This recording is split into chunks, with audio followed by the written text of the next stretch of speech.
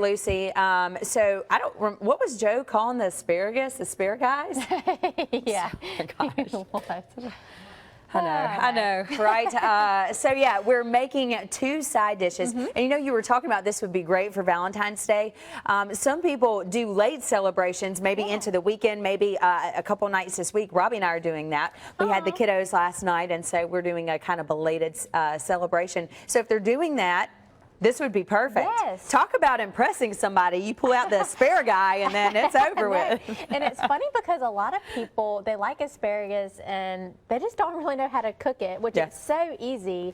And it's just such a simple side dish for any night of the week, and it's certainly a celebration. And these twice baked potatoes are a little bit different, and they're a hit every time I make them. We actually had some last night for our Valentine's dinner. Yeah. I picked up the prettiest fillets from our store on Dauphin Street. Kenny cut them for me. So Spiro was full and happy last Of course night. he was. Yes. So I hope he got you some flowers or some chocolate at least to make up for it. He did definitely get me some chocolate. So chocolate makes up for everything. Yes.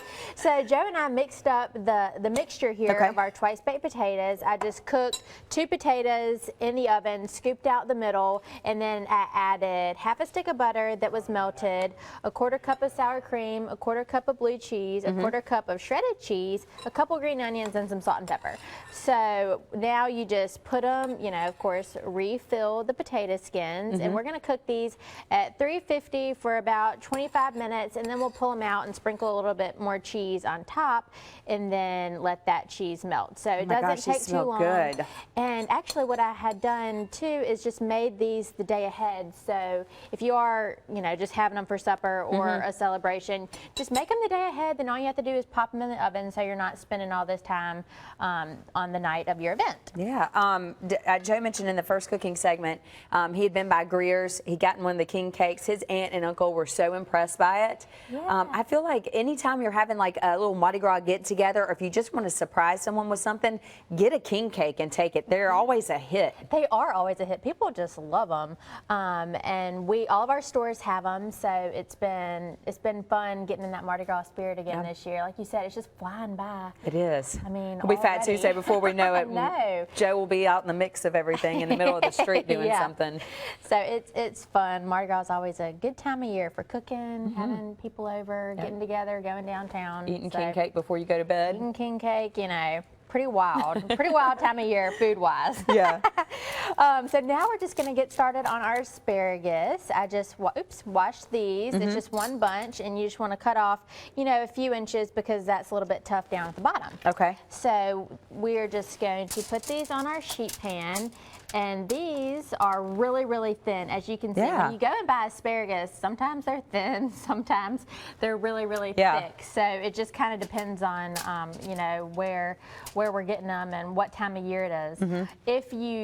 And some people like the thin ones and some people do like the thick ones. So your cooking time, you know, could depend on what you like, how thick they are. And what I've done sometimes, when I've gotten the really thick ones, I've sliced them lengthwise down the middle because they were that big.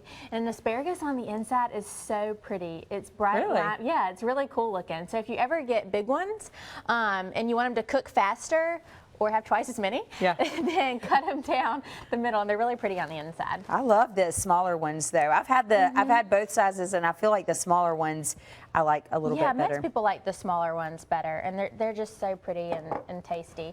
So we're gonna put about a tablespoon of olive oil on them, and then I have 3/4 teaspoon of salt, a 1/2 teaspoon of pepper, and a 1/2 teaspoon of garlic powder. And we're going to cook these for about 12 to 15 minutes in the oven at 425. And then when we get them out, we're going to put the zest and juice of half of a lemon on here. You know, I like it when you zest things. You do like it when I zest It's so things. weird. I don't know why. I really like it. It's fun.